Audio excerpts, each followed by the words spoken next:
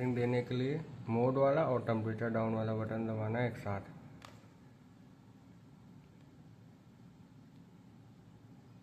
ये आ गया, ये ग्रुपिंग लिख के आ रही है, इस पर टैप करना है, ग्रुपिंग बिलिंग करने लगेगी। तो ये वाले बटन से सेट करना है। पहले इसको हमको ले आना 2,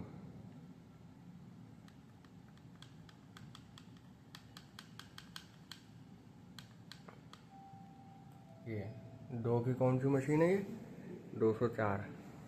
तो यहाँ पे 204 करके ये वाला बटन दबाना है, ये होल्ड हो जाएगा, ग्रुपिंग हो गई, यहीं से वापस।